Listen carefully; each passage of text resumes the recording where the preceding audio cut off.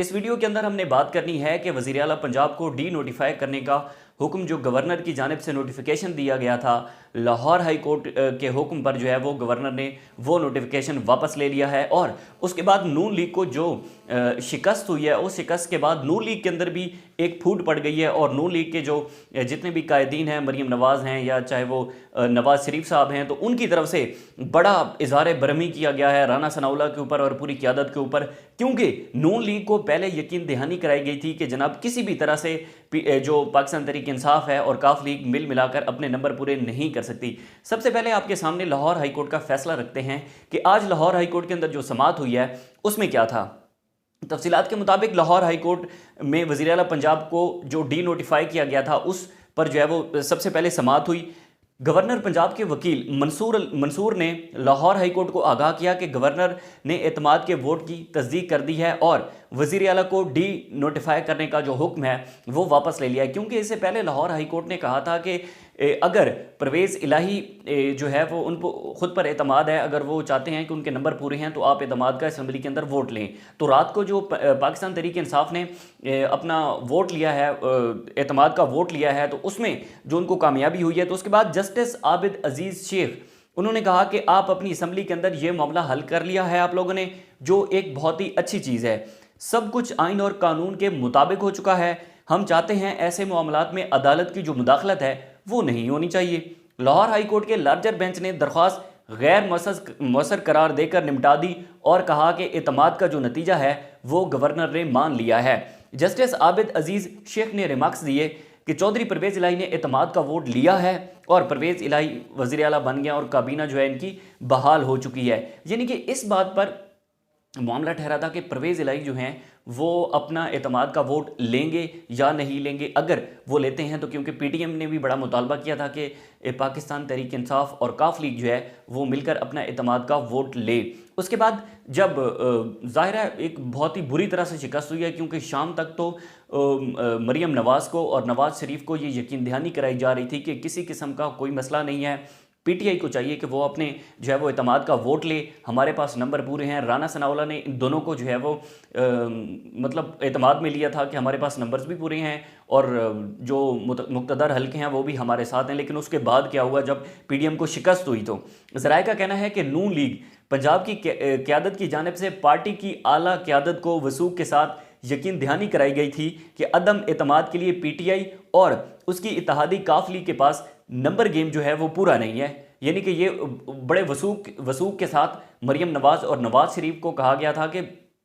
Tension ना लें, जो पीटीआई है और काफ लीग इन दोनों के दरमियान इनकी जो नंबर गेम है वो पूरी नहीं है। उसके बाद क्या हुआ, पीटीआई ने कम से कम 7 नाराज़ अरकान जो चौधरी परवेज़ इलाही को वोट नहीं देना चाहते वो नून लीग से राब्तों में हैं। यही बात काफ़ी अर्सा पहले राना सनाउल्लाह अपनी प्रेस कॉन्फ्रेंस में भी कर चुके हैं, अता तारड़ भी अपनी प्रेस कॉन्फ्रेंस में कर चुके हैं कि काफ लीग और पीटीआई के 7 अरकान हैं जो कि हमारे साथ राब्ते में हैं, जो कि परवेज़ इलाही को वोट नहीं देना चाहते थे। तो पता नहीं रात को वो 7 लोग कहाँ गए थे और किस तरह से वो पीटीआई की क़यादत में जो है वो असम्बली पहुँच गए। उसके बाद नून लीग के ज़राए के मुताबिक पंजाब में सियासी महाज पर इस नाकामी के बाद नवाज़ शरीफ ने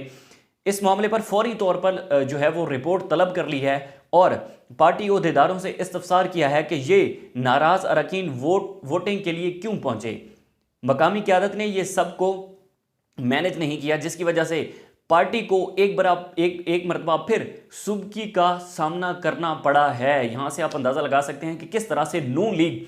बंदे तोड़वाने में और किस तरह से ये नंबर्स गेम के अंदर बड़ी पुरएतमाद थी कि नंबर गेम पूरी है। और ज़ाहिर है नवाज़ शरीफ साहब को बड़े वो वसूख के साथ कहा जा रहा था कि आप टेंशन ना लें, मज़े से बैठें, सारा काम हो जाएगा ये वो। उसके बाद पार्टी ज़राए का ये भी कहना है कि वफाकी वज़ीर दाखिला राना सनाउल्लाह जो नून लीग पंजाब के सदर भी हैं ने इस मामले पर नवाज़ शरीफ और मरीम नवाज़ को अपनी इब्तदाई रिपोर्ट पेश कर दिया है, जिसमें मरीम नवाज़ को फौरी वतन वापसी की तजवीज़ कर दी गई है। यानी कि राना सनाउल्लाह ने भी ये बात वाज़े कर दी है कि मरीम नवाज़ को चाहिए कि वो वतन वापस आ जाएं, क्योंकि मरीम नवाज़ के बगैर पार्टी की जो क़यादत है वो नहीं हो सकती और जिस तरह से ये बंदे मैनेज करते हैं अब वो बंदे मैनेज नहीं कर सकते। उसके बाद ज़राए का कहना है कि राना सनाउल्लाह ने लंदन में मौजूद पार्टी क़यादत को वाज़े कर दिया है कि अगर मरीम नवाज़ फौरी वतन वापस ना आई तो पार्टी का नुकसान हो सकता है। ये एक बहुत बड़ी डेवलपमेंट थी जो कि चौधरी परवेज़ इलाही के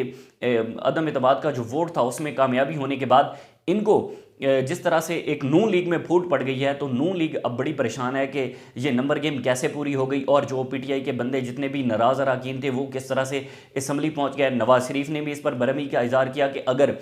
उनके 7 अरकान जो है वो इनसे राब्ते में नहीं, अगर राब्ते में थे, पीडीएम के राब्ते में थे, राना सनाउल्लाह के राब्ते में थे, या फिर वो परवेज़ इलाही को वोट नहीं देना चाहते, तो कौन सी उन पर आफत आ गई और किस तरह से वो असम्बली रात को पहुंच गया। जैसे हाफिज़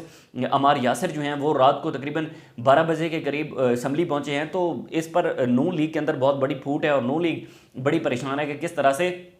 पाकिस्तान तहरीक इंसाफ ने बंदे मैनेज किए हैं और किस तरह से तहरीक इंसाफ ने अदम एतमाद का वोट जो है वो ले लिया है। देखें, जब इमरान खान को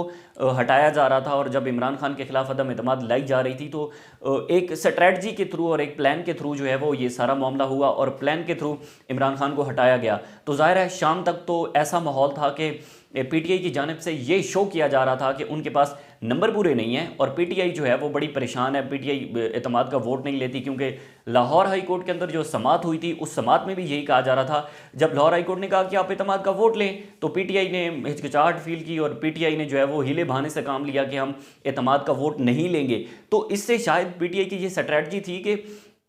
एक पूरी एक सिचुएशन ऐसी बन जाए, एक माहौल ऐसा बन जाए कि पीडीएम समझे कि इनके पास नंबर पूरे नहीं हैं। लेकिन रात को जैसे ही जाहिर है उनकी अपनी एक प्लानिंग थी, तो प्लानिंग के थ्रू जब उन्होंने देखा कि उनके नंबर पूरे हैं तो फिर उन्होंने कहा कि हम अब अदम एतमाद का वोट लेंगे, जिस पर पीडीएम की जमातों ने जो है वो बड़ा इस्तफसार किया और पीडीएम की जितनी भी जमातें थीं उन्होंने इज़हार बरहमी किया। उन्होंने जो पंजाब असम्बली का एक कोरम है वहाँ पर भी बहुत शदीद एहतजाज किया, लेकिन उसके बावजूद जो डिप्टी स्पीकर हैं वासिक कयूम सिद्दीकी, उन्होंने कहा कि मैं आज का इजलास मुलतवी करता हूँ और इजलास जो है वो 12:05 यानी कि अगले रोज़ शुरू होगा। तो 15-20 मिनट बाद दोबारा इजलास शुरू हुआ। उस इजलास के बाद अपने पीटीआई ने नंबर शो किए तो वो 186 थे और उसके बाद राना सनाउल्लाह ने जो दावा किया था कि मैं जब तक पंजाब वापस नहीं लूँगा, मैं इस्लामाबाद नहीं जाऊँगा, तो राना सनाउल्लाह और जितने भी बाकी इनके कायदीन थे वो असम्बली के दरवाजे तोड़कर जो है वो निकले हैं। और इसकी वीडियोस भी आपने देखी होंगी कि किस तरह से इन्होंने, यही वो लोग हैं जो कि एक माहौल बनाते हैं, अदालतों के पास जाते हैं, गिड़गिड़ाते हैं, लेकिन रात को जिनको शिकस्त हुई है तो उस शिकस्त के बाद हमने देखा कि किस तरह से इन्होंने असम्बली के दरवाजे को धक्का मारा और वहाँ से ये लोग निकले हैं। तो आज यही लोग जो है वो फिर अदालत के पास जाएंगे। लेकिन लाहौर हाई कोर्ट ने भी जो है वो अपना खड़ाक दिखाया है और लाहौर हाई कोर्ट ने भी डी नोटिफाई करने का जो नोटिफिकेशन था वज़ीर आला का, उसको वापस करने का हुक्म दिया है। गवर्नर ने वो नोटिफिकेशन वापस ले लिया है। अब हमें देखना ये होगा कि पीटीआई ने भी एक रेफरेंस तैयार किया है उन 7 लोगों पर जो लोग रात को पेश नहीं हुए। पीटीआई ने, जाहिर है उनका अपने मौक़िफ़ है, उनका अपनी पार्टी प्लानिंग है,